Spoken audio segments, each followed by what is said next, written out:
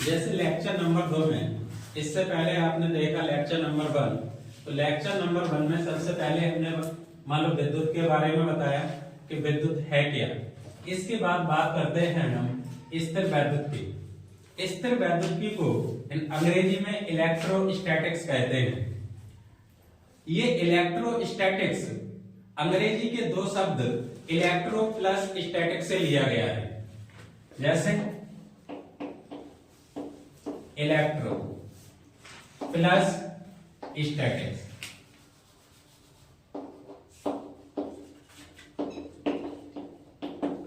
Electro का अर्थ होता है आवेश और स्टैटिक्स का अर्थ होता है स्थिर। इस प्रकार से स्थिर वैद्युति का अर्थ होता है कि विज्ञान की वह शाखा जिसके अंतर्गत स्थिर आवेशों का अध्ययन किया जाता है। तो स्थिर वैद्युति है क्या? यानी विज्ञान की वह शाखा है जिसके अंतर्गत स्थिर आवेशों का अध्ययन किया जाता है। इसे अंग्रेजी में इलेक्ट्रोस्टैटिक्स कहते हैं। इसका प्रयोग कूलाम साहब ने अपने नियम में किया था। तो अब बात करते हैं कूलाम के नियम की।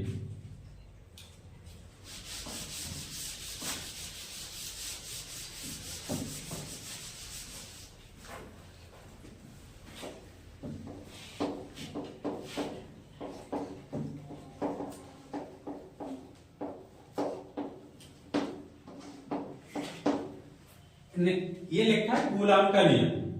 तो कूलाम साहब ने अपने नियम में क्या बताया था? उन्होंने दो स्थिर बिंदु आवेशों का अध्ययन किया। ये दो स्थिर बिंदु हैं, एक बिंदु ये और एक बिंदु ये। इस बिंदु का नाम ए दे दिया, इस बिंदु का नाम बी दे दिया। इसे Q1 आवेश और इसे Q2 आवेश। इनके बीच की दूरी स्मॉल r। इनके बीच कार्य करने वाला बल F। तो कूलाम साहब ने अपनी बात में क्या बताया था कि नहीं दो स्थिर बिंदु आवेशों के बीच कार्य करने वाला आकर्षण अथवा प्रतिकर्षण बल। कूलाम साहब ने अपने नियम में क्या बताया कि नहीं दो स्थिर बिंदु आवेशों के बीच कार्य करने वाला आकर्षण अथवा प्रतिकर्षण बल दोनों आवेशों की मात्राओं के गुणनफल के अनुक्रमानुपाती तथा इनके बीच की दूरी के वर्ग के व्युत्क्रमानुपाती होता है तथा इसकी दिशा दोनों आवेशों को मिलाने वाली रेखा के अनुदिश होती है। तो उन्होंने क्या लिखा? F proportional Q1 into Q2। इससे समीकरण ए है। F proportional 1/r²। इससे समीकरण 2। कूलाम साहब के नियम के अकॉर्डिंग समीकरण 1 और 2 से तो यहां पर लिख सकते हैं आप F बराबर या F proportional Q1 into Q2 upon r²। यहां से प्रोपोर्शनल का चिन्ह हटाएंगे तो कोई ना कोई कांस्टेंट मानना पड़ेगा। तो यहां प्रोपोर्शनल का चिन्ह हटाया बराबर एक कांस्टेंट ले लिया k और कहेंगे Q1 into Q2 upon r²। ये कूलाम साहब का नियम था जहां k एक नियतांक, k क्या है? नियतांक। ये कूलाम साहब का नियम था। अगर हम इसमें बात करें वायु तथा निर्वात के लिए तो यहां लिखेंगे वायु तथा निर्वात के लिए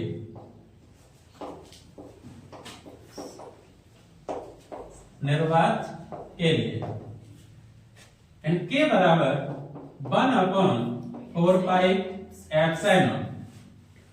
के बराबर 1/4πε0।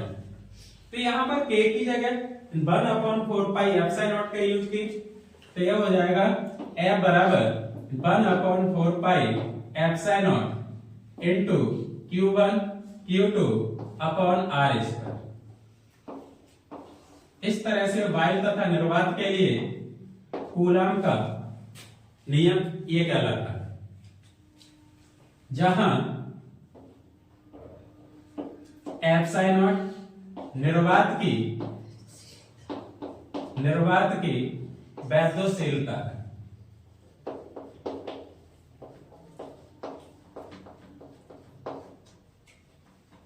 तो एप्सिलॉन है क्या? निर्वात की वैद्यशीलता। अब इसकी वैल्यू कितनी होती है? तो एप्सिलॉन की जो वैल्यू होती है, एप्सिलॉन बराबर 8.85 इंटू 10 टू की पावर -12। मात्रक की बात करें, कूलम स्क्वायर, या हिंदी में लिख लीजिए कूलम स्क्वायर प्रति न्यूटन मीटर स्क्वायर। अगर हम बात करें इस के बराबर 1/4 पाई एप्सिलॉन वैल्यू की, तो इसकी वैल्यू होती है 9 इंटू 10 टू की पावर 9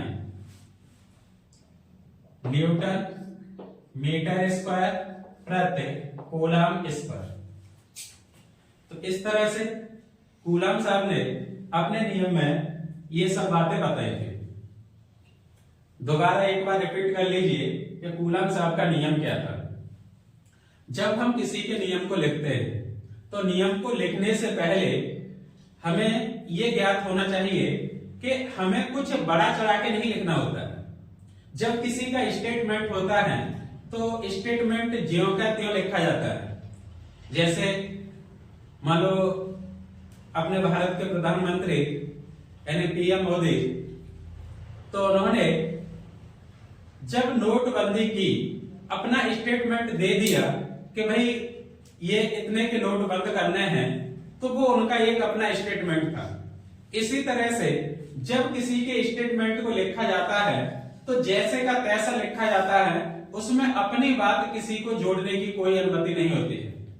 ऐसा नहीं है किसी का आप स्टेटमेंट लिख रहे हैं, इन्हें कूलम साहब एक साइंटिस्ट की जब बात लिख रहे हैं, जब उन्होंने इस नियम को बना दिया तो उसमें आप कोई अपनी बात नहीं जोड़ सकते।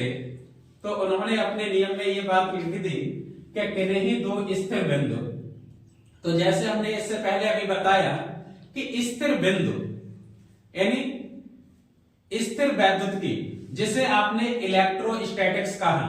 इलेक्ट्रो का अर्थ यानी क्या था? आवेश, और स्टैटिक्स का अर्थ था स्थिर।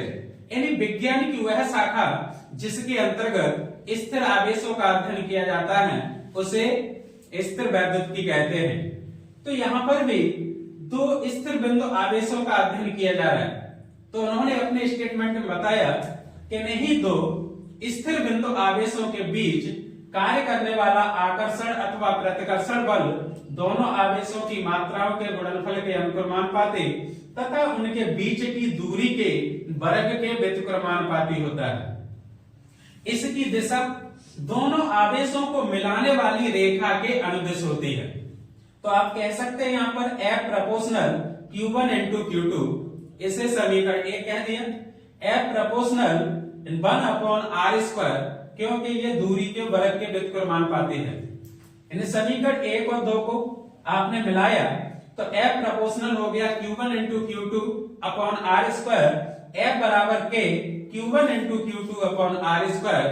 इसे मात्रक में भी लिख सकते हैं न्यूटन, जहां के एक नियतांक है। जहां के एक नियतांक है, मतलब नियतांक है। अब यहां बात करते हैं वायु तथा निर्वात के लिए। तो वायु तथा निर्वात के लिए k की जगह कितना आपने मान लिया? 1/4 पाई एप्सिलॉन। तो यहां पर k की जगह आपने 1/4 पाई एप्सिलॉन रख दिया, तो ये हो गया F बराबर 1/4 pi epsilon Q1 into Q2/r²। इतना ये बल हो गया।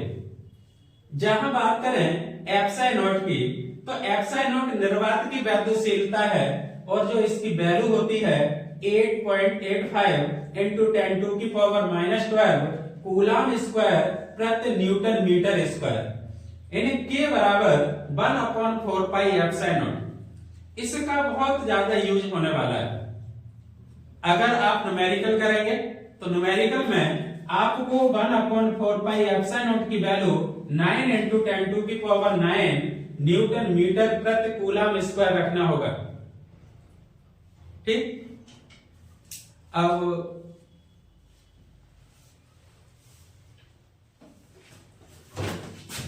इससे आगे की बात